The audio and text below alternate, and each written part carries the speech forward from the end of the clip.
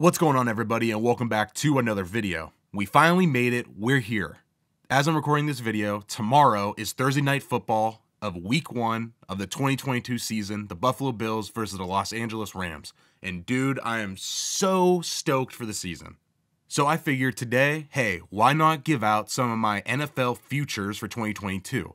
Now, these aren't going to be through every category because that would take forever, but these are just some categories that I thought someone stood out or I thought would be really important to talk about. Most of these are going to be player props, and I have a couple over-under win totals for some teams. But without further ado, let's just dive right into it. So the first category that I want to talk about is the NFL leader in passing touchdowns. And I have Justin Herbert at plus 650 as my favorite to win this. Now, there's some guys around him at Josh Allen at plus 600, Tom Brady at 650, Patrick Mahomes 900, Matt Stafford 900, Joe Burrow 900, Aaron Rodgers 1,000. Those are all the guys within that range. But the reason I like Herbert so much is, one, I think he's an up-and-coming star. Two, a lot of those guys, everyone but Joe Burrow and Josh Allen, their situations have gotten a lot worse. Brady, it seems like Tampa Bay's falling apart. Mahomes lost Tyreek Hill. Stafford has the weird elbow thing. Rodgers is missing Devontae Adams. Herbert, if anything, his situation has gotten better. Another year with head coach Brandon Staley. And my most important thing, I just think the dude's getting better. And he's going to throw a ton of passes this year. So that's why I have Justin Herbert winning this award at plus 650 on DraftKings.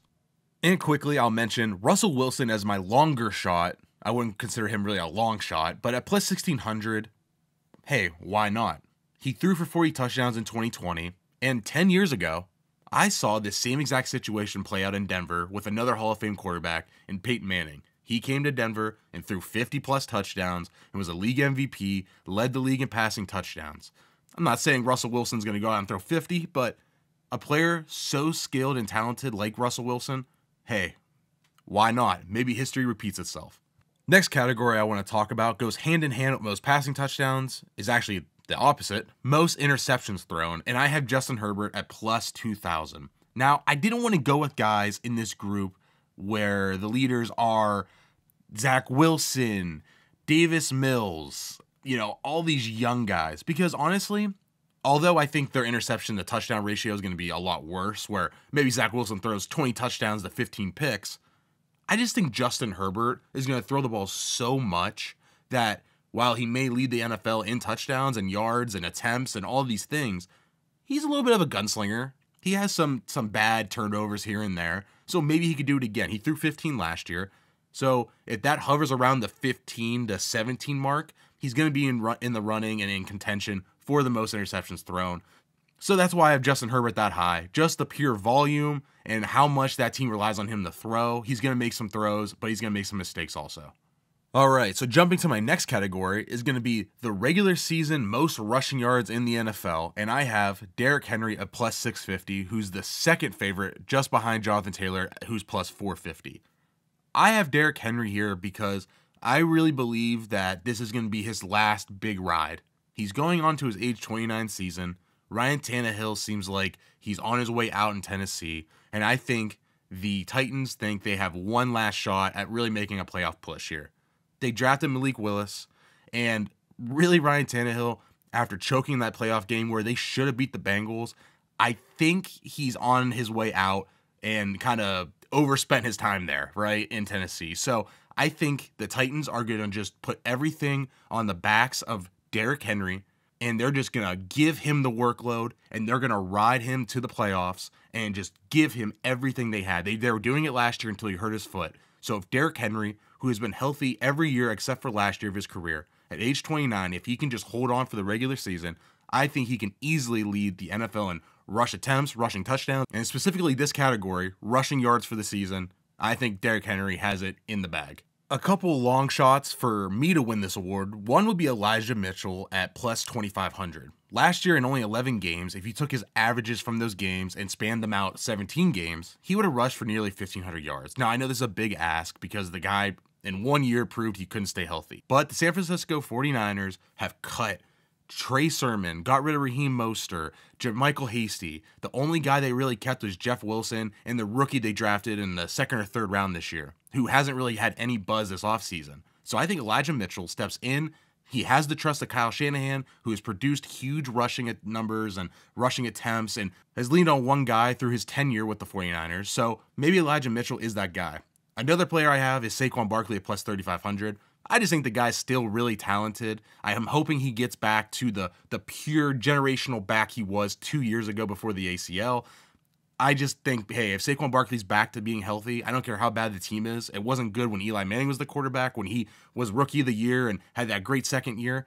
Maybe he could do it again. And the last guy is Alvin Kamara plus 4,000. I understand why he's this low, because he could get suspended at any minute. But if he doesn't, I think you have a value here at plus 4,000. I mean, he's going to get the workload on a good team, and he's a really good back. So, hey, at plus 4,000, throw $50. If he gets suspended, that sucks. But if not, you have a real contender. So moving on to my next category of most receiving yards, my two realistic picks are going to be Jamar Chase at plus 1,000 and CeeDee Lamb at plus 1,400. So Chase first. Look, the guy is just completely dominant, awesome, could break a touchdown any play. And last year, the Bengals only gave him the 17th most targets in the entire NFL, 17th. And how good was he last year? I can't imagine that the Bengals went into this next season going, let's just keep him around the 17th most targeted guy. There's no way. He's too talented. So if he gets a huge uptick in targets, like I think he will, I feel like it's a lock that maybe he doesn't win the award, but if he's not even top 3, I will be very surprised. So I think that gives him a really great chance at plus 1,000. And CeeDee Lamb, kind of the opposite case, where everything around him is gone. You have no Amari Cooper. Michael Gallup has a torn ACL. The only other receiver that I really know about on that roster is Jalen Tolbert, who's a rookie, and Dalton Schultz, who's a tight end, and some running back help there. So if CeeDee Lamb can just get force-fed by Dak, who always throws a lot of touchdowns and yards, CeeDee Lamb at plus 1,400 doesn't seem like a big bet or a hard bet. It seems like he's going to be a really good contender throughout the year.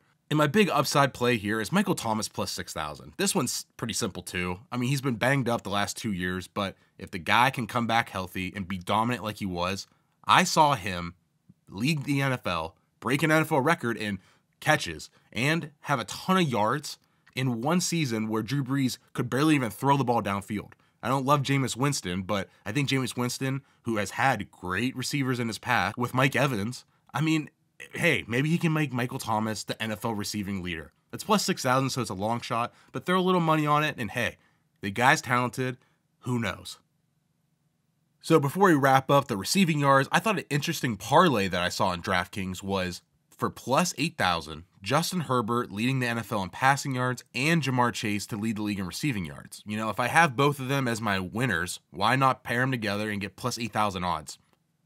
Like I said, it's a long shot. It could be any combination of players, but I like Herbert and I like Jamar Chase to lead the league in both. So I think that's a great odds at plus 8,000. All right, and then the last statistical category I want to talk about is rookie receiving yards leader. And I have two guys, starting off with George Pickens at plus 750. And I think the case is pretty obvious. I think George Pickens could come in already and be better than Chase Claypool. Claypool had no value or appeal to me this year for fantasy football or, you know, really anything. I think he's kind of an idiot and just a one-trick pony. George Pickens, if he can come in where he's already listed as a starter in 3 wide receiver sets, if Deontay Johnson misses any time, I think it's only a matter of time before Pickens hops over Claypool in the pecking order and becomes a wide receiver 2 for this team. And I don't really care who the quarterback is, if it's Kenny Pickett, Mitch Trubisky, or Mason Rudolph, whoever.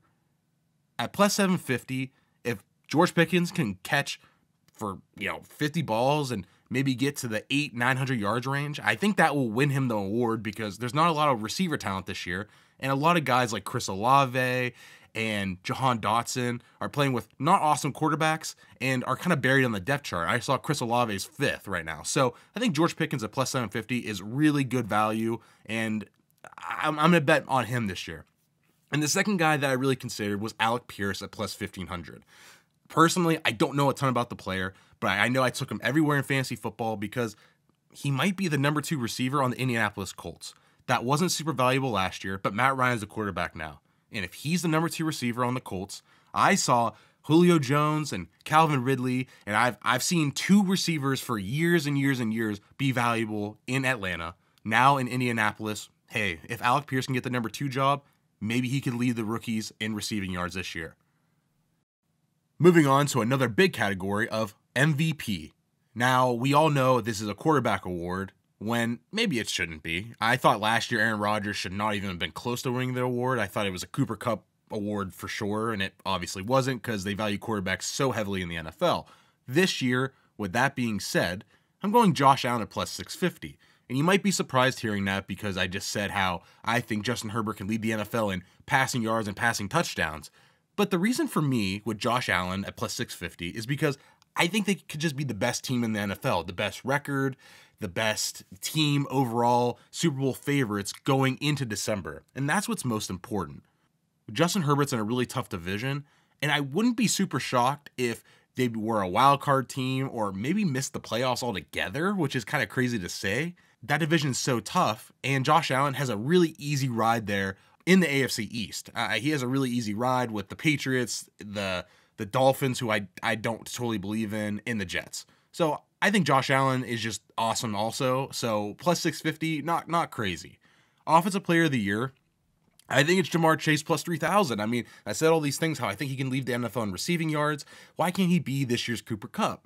I don't love any of the running backs to win this award because I just think the wide receivers are so talented compared to the running backs, and we know it's a passing league. So, hey, Jamar Chase at plus 3,000, if he goes for 16 to 1,800 yards and 15 touchdowns, like I think he can, I think plus 3,000 is a steal. And especially for the talent Chase has, I love this. I love these odds.